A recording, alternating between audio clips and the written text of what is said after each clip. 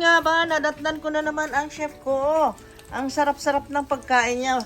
Hello, good morning everyone guys. Good morning. Today is Saturday. It's weekend at pinapagana tayo nitong ating chef na naman.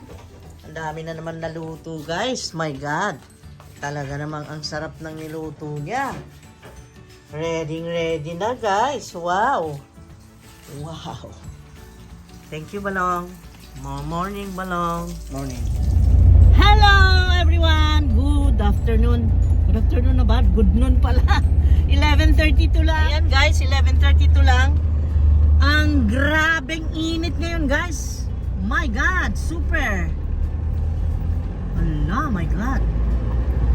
Ano kaya ang temperature yan? Wala kasi akong, pakuhanan ng temperature eh. So, mga dahon ng tanim na yan. Nasa 42 degrees centigrade yata. Parang ganun na ang init guys, na parang alam mo yung body ng car pagka hinipo mo na galing sa heat of the sun, Pasok. Talagang mapasok ka.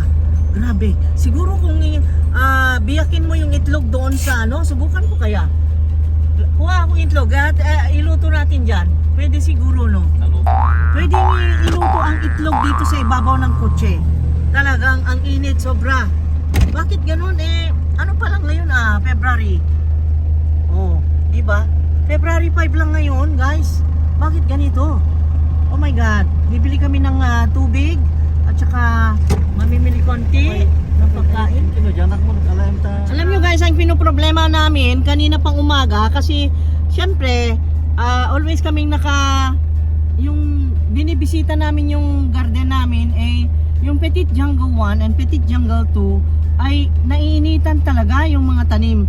Lalo na dito sa Petit Jungle 2. Grabe, napapaso na sila. Kaya bili tayo ng screen. Dagdag na screen para dagdagan pa ng screen kasi guys, talaga namang maluluto sila.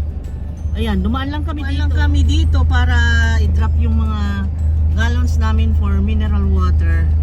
And then, okay guys, dito tayo sa hindi ko alam ang pangalan nito, pero ito'y bilihan ng mga fishing supply. Dito tayo bibili sa CPG, hindi ko alam ang pangalan nito, basta bilihan ng mga nets for fishing, ganyan. Dito tayo guys magtanong. Dito rin ako bumili noon ng 30 meters.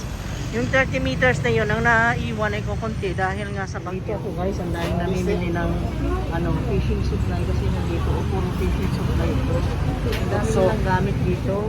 Na po ka meters dahil. Wapay tayo. At ang presyo is 135 per meter. Yun. Ang daming namimili dito ng mga net. Dito pala ako bibili ng nylon thread. Naghahanap ako para sa furniture. Dito lang pala pwede. Naghahanap ako nun. Ngayon ko nakita. Maingay. My God. May music. Nandito na naman tayo sa video guys. Nandito tayo namili ng konti para may kumaka. Ang daming display chicharon nila 151 itong ganito. Ilang vinyalons. Apa? 151. Walang laman. At ito 37.50. Mga 2, 4, 6 slices. Tapos, ang pamili ngayon naman ay problema natin ang lunch, kaya dumaan tayo ng lunch. Ewan ko kung saan. Tahimik ang paligid, tahimik ang syudad, pero yun lang, tahimik na super init, warda. Kung sa Ilocano pa, tumayang-teng na pudot. My God, pudot talaga. Oh my good Lord, sobrang init. Tapos dito, kinuha namin yung tubig. Ayan. Oh, ayan na, meron ng lunch guys. Lechon manok at liempong anong tawag nila dyan sa liempo na yan? Grilled liempo? Grilled liempo. Yan. Liempo. Liempo. Belly. Pork belly. Let's go. Uli ako ng merienda. Yung torta daw. Yung may torta. Ay. Nag-istorya mag-inosara. They just wonder Okay, I am talking alone. Palagi ako ditong bumibili dahil marami silang iba't ibang klase, mapilian. Ito ang favorite namin. Ito ang pinunta ko dito dahil gustong gusto ng husband ko ito. And then, yung kanilang, yung dinumugan, that is banana. Banana suman. Pila tananday? Okay. Oh, may Adansonii ay. Ayan guys, Adansonii ay Indonesia. Look at this, ang laki na, kaya lang sinabunutan ni Odette. Ayan, nakalbo na. Nakalbo guys. Nakalbo siya. Nakakalungkot, wala kaming kuryente kaya hindi ko tuloy na i-video. I-video ko sana ito ng in details itong kalderetas na kambing kasi ang sarap Kaya lang namatay ang ilaw ay wala akong lights na yung ring light hindi ko pwedeng yan. Pero ganun pa man, napakuluan hindi pa. Nilagay ko yung water. Okay. Ang ingredients ng tubig ay meron siyang peppercorns, laurel, and salt. Yung tinansya ko lang yung salt na tama lang na lumasa doon sa karne dahil mamaya ito naman ay atin pang igisa. Ito po yung kalderetas na kambing. Ang sarap sanang in details kasi gusto ko malaman nyo kung paano ako magluto ng napakasarap na kalderetang kambing. Iba po ang kalderetas ko. Special yan. Okay. Kalderetas na kambing, got kaldereta ala MJ. Ayan. Pinapakuluan muna natin. At mamaya ay makita nyo next procedure.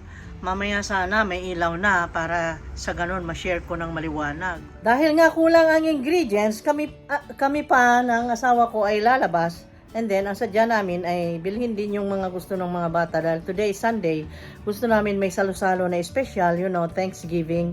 Thanksgiving naman araw-araw, pero special sa amin ng Sunday. Parang banding, ganun baga. Okay? Let's go, guys.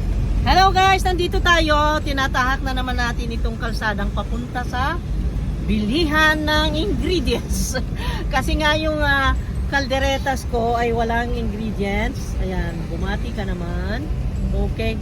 Ang masasabi kong update ngayon guys, it's a bad news. Kasi yung kuryente namin, tingnan mo yan. Naririnig mo yun? Puros generator ang mga negosyante dito. Ang ingay ng mga kalsada, halimbawa dumaan ka, madaanan mo ang isang restaurant or mga kahit anong negosyo. Sabagay, karamihan ngayon ay restaurant ang open dahil Sunday. Ang nadaanan namin, ang iingay. Generator. Business. Yun. Mga business establishments. Ay, yon generator ang gamit nila, maingay. Ngayon, kami, walang kuryente, kaya, ay guys, naku, ang hirap. At walang tubig. It's been 2 days na wala kaming tubig. Malapit nang maubos yung aming pundo. Paano na lang ito? Pero parang uulan. Alam mo, pagka wala namang tubig kami na ganyan sa gripo, binibigyan kami na God. Si God na lang ang pag-asa namin. Kasi kung gawa ng tao wala pagkakait nila kahit pa magbayad ka ng mahal, ganon pa rin. Nakabayad na kami, full. Ngayon ay ganyan. Nandito na tayo. Punta tayo, bibili ako ingredients for my kalderetas. Yun nga sabi ko kasi guys kanina, mag-video ako ng yung original recipe ng kalderetas, kaso mo nga lang walang ingredients. And then na-start ko na, nagpalambot ako, hindi ko na videohan dahil walang ring light. At saka alam mo yun, yung mawalan ka ng gana tapos wala pang tubig, walang kuryente. Ang hirap guys dito sa Bohol ngayon. Kahit sabihin mong 2 months na bagyo, tapos ng 2 months pagkatapos ng bagyong Odette, ito ganito pa rin, mahirap pa rin. Oh my God, para tayong kumbaga parang hindi syudad ang kinaroroonan natin. Walang tubig, walang ilaw. Paano na yan? Hindi mo masabing syudad na. Para ka na doon sa Balik na tayo sa bukit na, doon sa Doon na bundok sa na, bundok. malayo sa Kabihasnan. Baka mas Parang maganda pa sa bundok siguro, dahil mayroon mga waterfalls doon. Oo, at saka mga malamig. Maraming tanim doon, maraming anthuriums, yan, maraming orchids, anthurium, philodendrons. Naku, ang dami doon. Ano say mo? Saan ba? Punta tayo doon? Kuhanin natin na. Punta tayo doon? Gusto mo? O, tingnan mo, ang ingay. Tingnan mo yan. Ultimo Mall ng Altashita. Generator. Ang ingay. Ang ubo. Tapos mainit ang panahon. Masalimuot. Walang tubig. Yung iba hindi na nakakaligo. Pero, Diyos ko guys, kaming lahat naman naligo. Tingnan mo to, basa pa ang buhok. Oh, hindi tayo papayag yan. Walang tubig, wala na tayong paraan. Gawa-gawa tayo ng paraan na hindi tayo mantot, no? Ala, mag-ipon ng ulan para hindi maubusan ng tubig. Ay, ang Oo, lahat ingay. ng mall, may generator lahat ang ginagamit. Ang ingay ng generator. Grabe naman tong Sunday na ito, ang lungkot. Yun lang, masaya sa labas dahil ang mga tao ay nagsilabasan para doon na kumain sa mga fast food chains at saka sa mga restaurants. Ewan ko, parang nakakaamoy tayo ng nakakaamoy tayo ng rason kung bakit walang kuryente, ganun na kaya. Pero mayroon ba kayang sili dyan sa kabila? Baka wala naman. Masama ang Ha?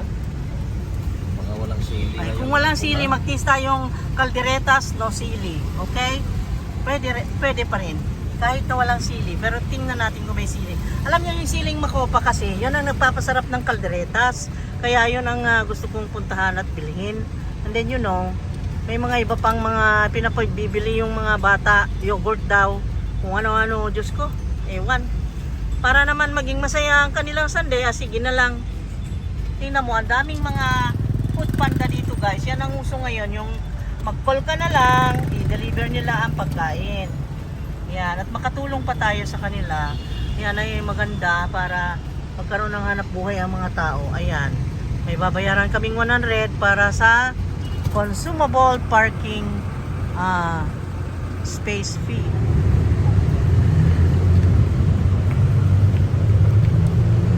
Yan. Yung mga ayaw na mainit na lugar, dito na lang kayo sa mall kasi walang kuryente. Oh. Mamayang hapon yan, mapuno ng tao dito.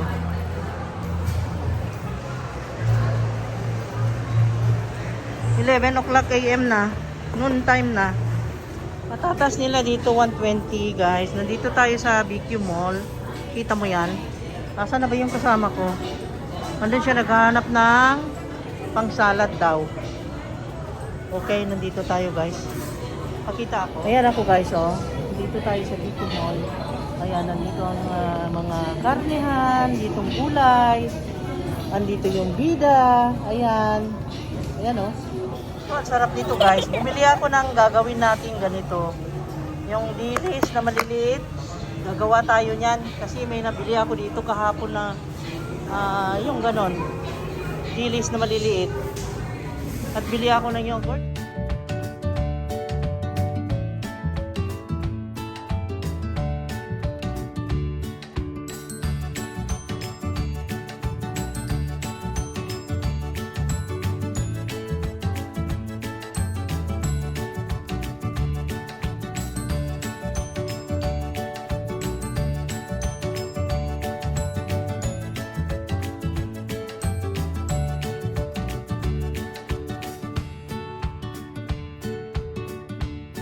Ayun, nandito pala. Pa tayo nito. And then, ito kasi mura eh. Yan. Yung, oh my God. Tapos na naman ang pamili. Sabi niya guys, bakit daw? Sili lang daw dapat ang bilhin. Bakit ganon? Dumami. Nahihiya naman itong bumili ng sili eh. Nahihiya siya. Gusto niya bumili ng marami pag nandyan sa... Hindi ah. Hindi ah. Ano? Hindi kasi yung ganon ba na kapag bumili ka saan tayo? Ay, meron pa palang 100 na consumable. Another gastos na naman here sa Altashita. My God, ang gastos guys. Ang hirap mabuhay sa daigdig, ang daming gastos. Kaya umiinda na ito. Umiinda siya guys. Ayan, nandito tayo. Oh my God. Ang tahimik ng Sunday. Ang ganda-ganda sana ng Sunday. Kaya lang, yun lang. Walang kuryente, walang tubig. Yun ang nakakabad trip. Yan. Nasira ang Sunday dahil dyan. Pero huwag nating sirain. Pauwi natin. Magpakasaya tayo. Hindi na tayo makakanta ngayon, walang kuryente. Mamaya, nandyan na yan. Babalik yan. Makakantahin tayo mamayang hapon. No? Have faith. Naku naman, bakit ba ganoon? Itong mga kumpanya ng itong bahay namin no. Hindi pa Bahay ng naayos. lola ko. Hindi pa naayos. Yan ang bahay ng pamilya ng father ko. Yan kami tumira nung high school ako.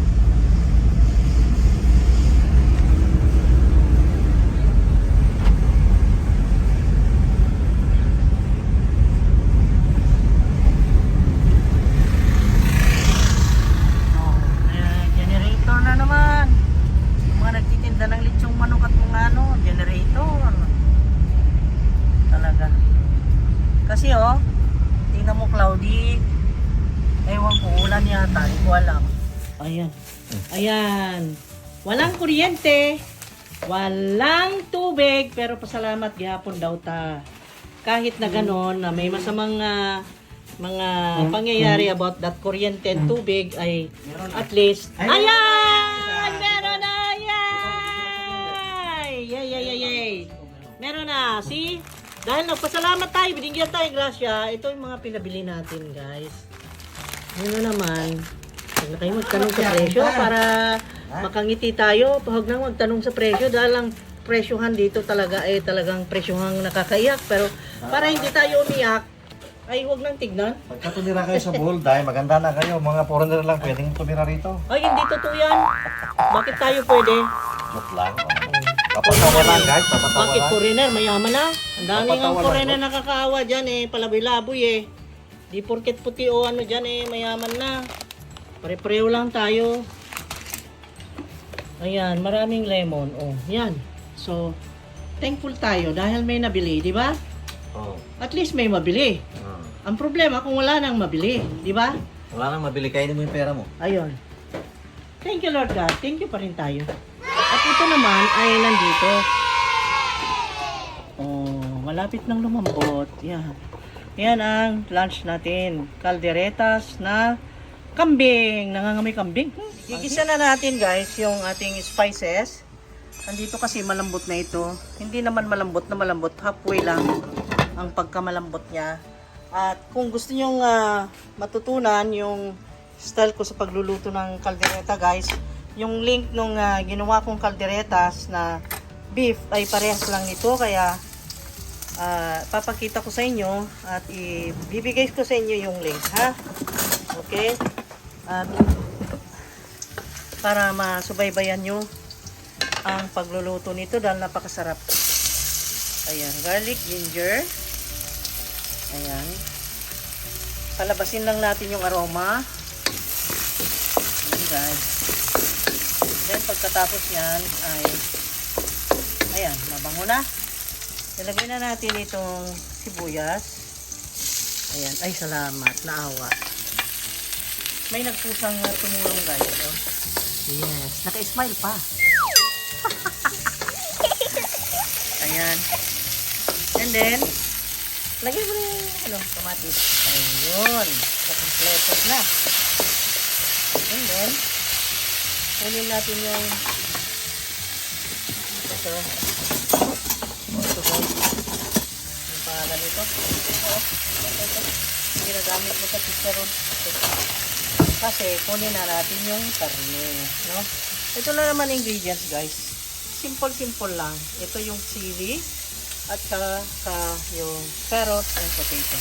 At ito na yung karne. Okay. Salukin mo. Yung salok-salok it. Amoy baka itong kambing. Amoy baka, no?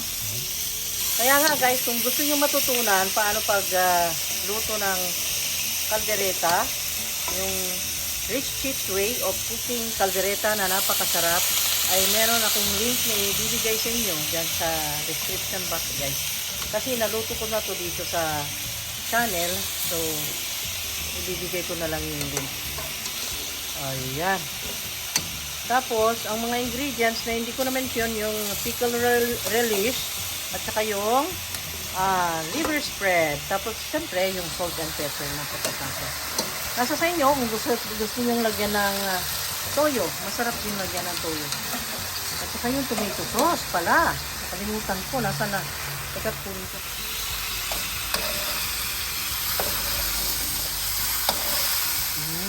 Masarap ng kambing. Kumakain ba kayo ng kambing, guys?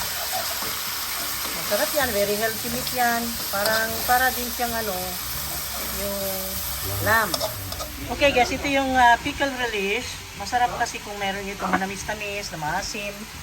And then, ang toyo na gamit ko, is the Kikkoman. Ito naman yung gamit ko ay yung quick melt para mag-melt siya. Lagyan lang natin yan pag-serve na mamaya. Okay? Ganun lang naman. Dali lang. Anyway, bibigay ko naman sa inyo yung link sa description box. Kaya, makukuha nyo rin. Ang sarap, diba? Tapos, ang sarap. Ito kasi ang sinadya namin kanina sa supermarket. Kasi, ito ang nagdadala ng sarap talaga nito. Kaya, nagtataka ako doon sa mga nagluluto ng kalderetas, yung pinakainan namin ng kambingan. Wala akong makitang ganito. Ni carrots, wala. Nagreklamo. Diba? Ayan, yan ang mga niyan, at saka yung liver spread mamaya, guys. Okay? So, yung link na lang, ibibigay ko sa inyo para masubaybayan nyo. Kasi the same thing eh. Kaya lang doon, ang niluto ko doon ay yung karne ng baka. Pero pareho lang ang procedure. Ito muna, ito. Ilagay mo na yung carrots. Ayan. At kimayin ko naman yung sili. Ilagay na natin. Ha? Sunog na? Oh my God. Ayan na. Filipino style.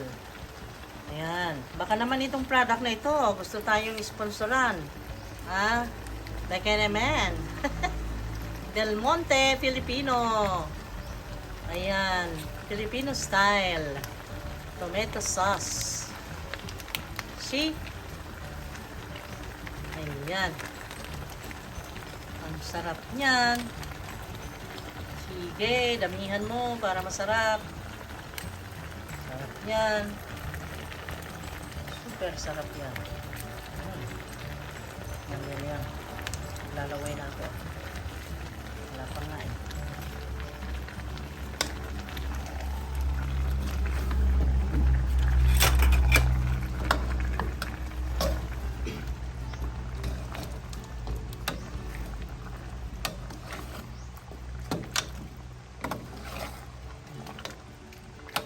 Tapos, pag dry na dry guys, lagyan nyo na noong pinagpakuluan ng karne ng kambing, yung sabaw niya.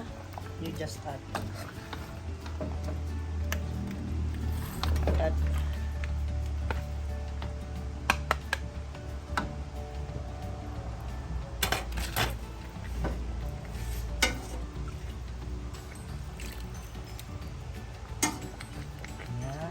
Para may ilagay tayo sa kanin mamaya. Masarap. Okay. Tapos, syempre yung pepper. A lot of pepper. Wow. We love it. Green and red bell peppers. Ooh. Para bumango. See?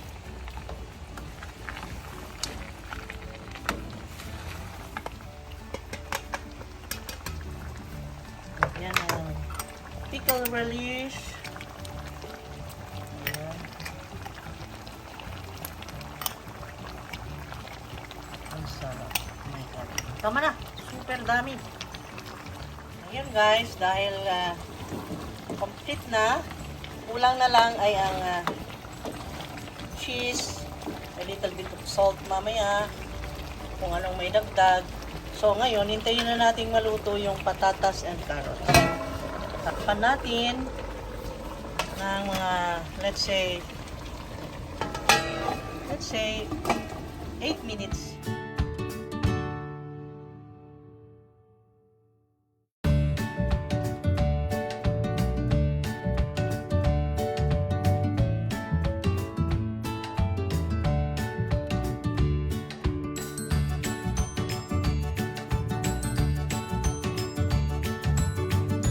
Kaya patingin, patingin, papa. Nakasakit ang WBA regular welterweight champion. Hanggang dito na lang mga tulat muli. Sarap. Okay, that's it.